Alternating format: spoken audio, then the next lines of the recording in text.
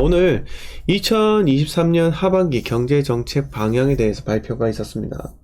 향후 이제 대한민국 경제가 어떻게 흘러갈 것인가에 대해서, 그리고 여기서 나와 있는 초미의 관심사, 우리 부동산에 있어서 과연 어떻게 이 시장을 바라보면 되는지, 그게 바로 관건이었습니다.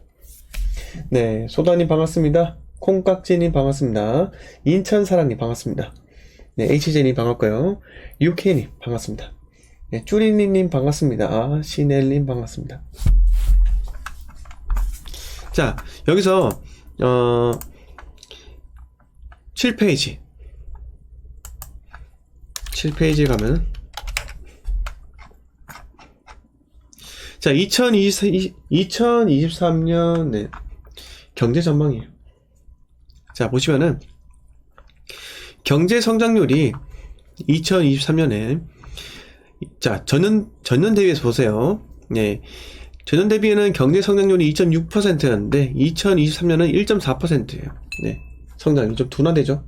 그런데 중요한 건요, 앞으로 어떻게 될 것인가입니다. 2.4%. 네. 경제 성장률은 2.4% 올라가고요. 네. 그 다음에 보시면 소비자 물가. 네. 소비자 물가가 지금 3.3 이렇게 올라갔는데 2024년도는 2.3 이렇게 올라가게 되었고요. 자, 경상수지는 230억 불에서 2024년도 에스티메이트 450억 불. 즉, 요약은 이겁니다. 네. 금년 성장률은 상반기 부진으로 당초 예상 1.6%를 하회하겠으나 하반기로 갈수록 점차 개선되고 내년 본격적으로 회복하겠다, 전망이 있었습니다. 자, 여러분, 그러면 언제가 가장 어두워요? 네, 신일님, 언제가 대한민국이 가장 어둡습니까? 꽁보리님, 네, 윤호님, 오이네님, 대한민국이 언제가 가장 어둡습니까? 대한민국 가장 어두운 건 바로 지금입니다.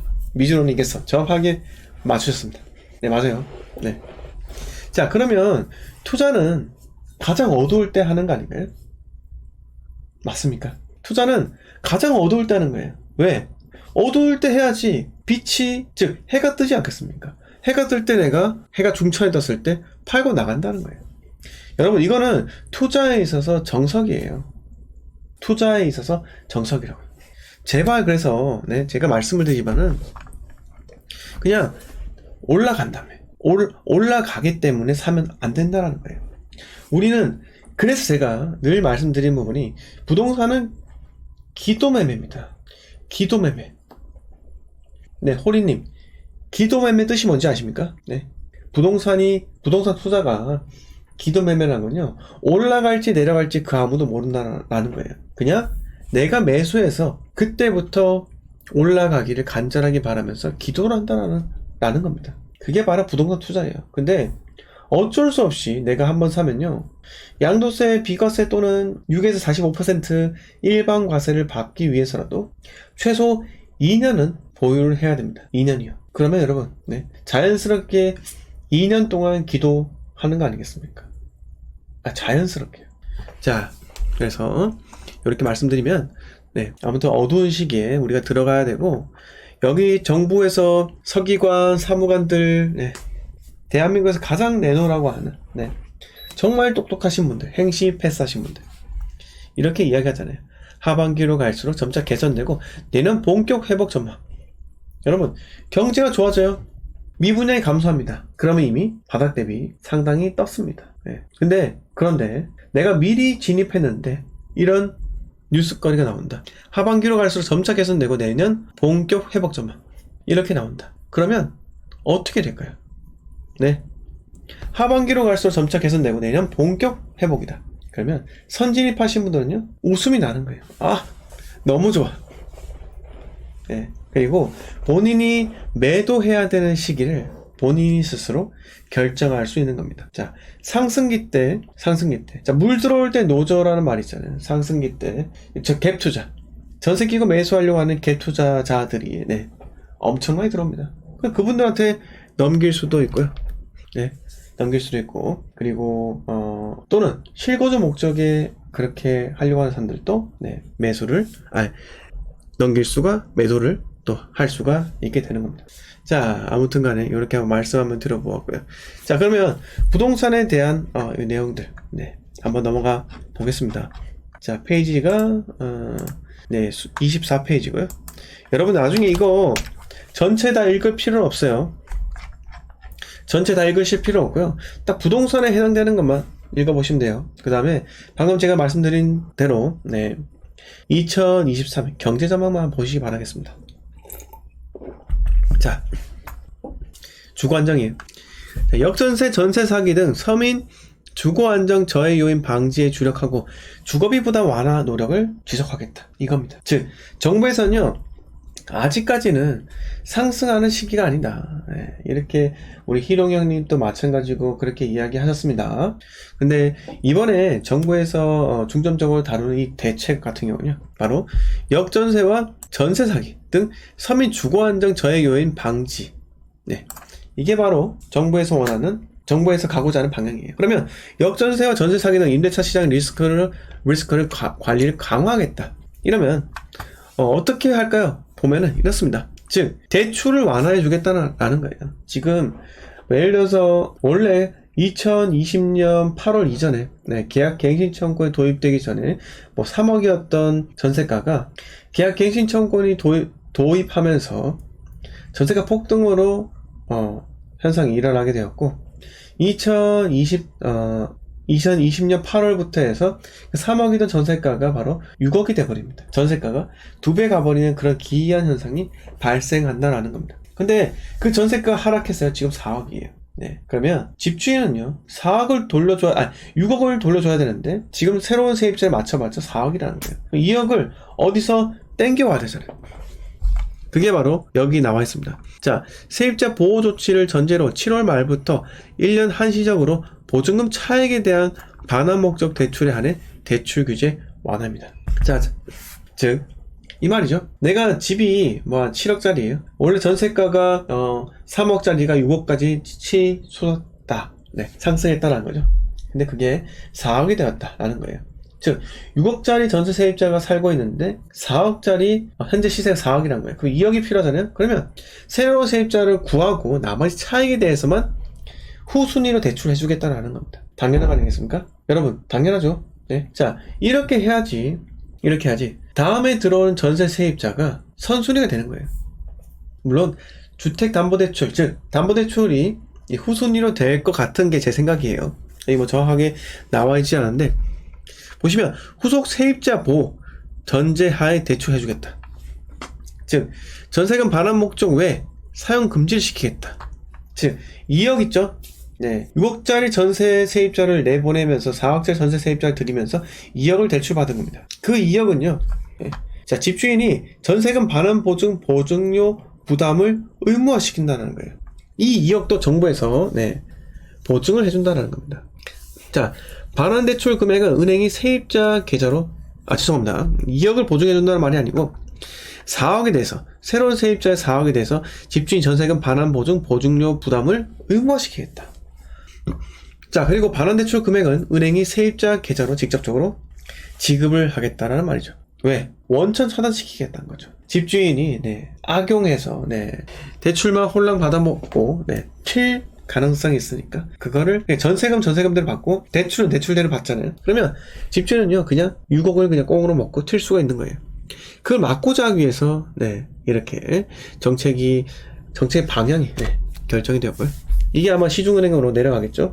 그럼 시중은행에서 이제 열심히 연구해서 아마 또 다른 발표가 또 일어날 겁니다. 자, 의무보증. 이거는 임대사업자예요. 임대사업자의 의무보증 가입 요건을 개선하되 기존 등록 임대주택에 대하여는 충분한 유예 기간을 부여 추진하겠다. 즉, 전세가율과 주택가격 산정 방법 등을 전세보증과 유사하게 개선하겠다 라는 말이고, 이건 크게 저희 같은 투자자 입장에서는요, 크게 상관은 또 없어요. 자, 그리고 전세 사기 피해자 지원 특별법 등을 통해 피해자의 신속한 일상 회복을 위한 금융 지원 프로그램을 운영하겠다. 대환대출. 전세 사기 피해자가 기존 HF, SGI 보증 전세 대출을 저금리 기금 대출로 대환할 수 있도록 5대 은행 시스템을 가동하겠다. 연체정보. 피해자가 정상적인 금융생활을 영위할 수 있도록 연체정보 등록 유예하겠다. 무이자 대출. 경공매 시점 최우선 변제금을 받지 못하는 전세 사기 피해자에 대해 최우선 변제금 한도 서울 기준 5,500만 원 내 무이자 대출을 지원하겠다. 자, 보시면은 경공매 시점에 최우선 변제금을 받지 못한 전세 사기 피해자. 왜 최우선 변제금을 받지 못할까요? 서울 기준은 보증금이 5,500만 원 미만이면요. 보증금이 5,500 이하면은 다른 것들보다 우선적으로 내 전세금을 배당받을 수 있는 겁니다. 그런데 보증금이 만약에 그걸 초과한다. 그러니까 우선 변제권, 즉 우선 변제 금액 여기 나와있죠? 서울특별시는 최대 5,500만원 우선 변제 금액이 있습니다. 이걸 넘어가면 나의 전체 전세금을 보장받지 못한 겁니다. 즉 나의 그 순위 전입신고금 확정일자 그런 거에 따라 대항력 순위에 따라서 5,500만원 돌려받고요. 나머지에 대해서는 안분배당이에요.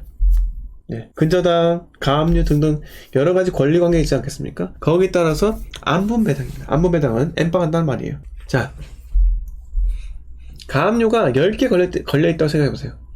어떤 게 먼저인지 모르잖아요. 그러면 가압류 10개가 합쳐 3,000만 원이다. 그러면 300만 원씩 다 배당을 하는 거예요. 그렇습니다. 자, 그리고 이러고요. 자, 책임중개, 공인중개사가 임대차 중개 시 매물 임대인 정보를 의무적으로 확인 설명하도록 제도 개선 추진하겠다. 그 다음에 임대차 3법 중장기적으로는 임대차 신고제, 계약 갱신 요구권, 전월세 상한제 등 제도 합리화 방향을 또 검토하겠다라는 겁니다. 요렇게 내용이 나왔고요. 나머지는 크게 우리한테 와닿는 내용은 거의 없고요. 보시면 3기 신도시 내용이 나와 있어요. 신규 택지 토지 보상 완료된 3기 신도시는 3, 4분기 중 착공하고 택지지구 지정 및 신규 후보지 발표 등을 가속화하겠다라는 거고, 화성 진안 등 기발표 택지지구 지정 및 지구계획 승인 등을 추진하고 24년 상반기까지 신규 공공택지 15만원을 또 발표하겠다고 해요. 여러분, 수도권에 계속해서 이제 악재가 쌓이는 거예요. 자, 여기서 공공주택 지정 화성 진안, 과천 가련, 시흥 정왕, 인천 9월, 광주 산적 요렇게 엄청나죠. 자, 8.5만원 이게 기발표된 게 뭐냐면 김포 한강 2 4.6만원, 평택 지제 진주 평택이 그거겠죠? 반도체 신도시 이렇게 해서 또 지정이 된다는 겁니다. 자, 그 다음에 제가 관심있게 보고 있는 건 이거예요. 정비사업, 노후주택 도시 재건축 재개발 등을 통해 주택 공급이 원활히 이루어질 수 있도록 관계법령 개정 제도 개선 추진입니다. 자, 노후계획도시 정비 및 지원에 관한 특별법 및 재건축 부담금 합리화를 위한 제초안법 개정안 조속 입법을 추진하겠다고 합니다. 여기서 제가 관심 있는 건 바로 이겁니다. 자, 노후주택 도시 재건축이에요. 자, 이게 왜 나왔다? 이게 왜 나왔을까요? 여러분, 1기 신도시 주목하라는 말입니다. 지금은 또 이거 발표하고 나서 관심이 없는 지역이 있어요. 왜? 어차피 시장이 죽었으니까요. 하지만 여러분, 시장이 죽었다고 하지만 또 다시 살아날 것이기 때문에 우리는 어두운 곳, 즉 재건축이 진행될 만한 곳을 선택해서 베팅을 해야 되는 겁니다. 해야 되는 거예요.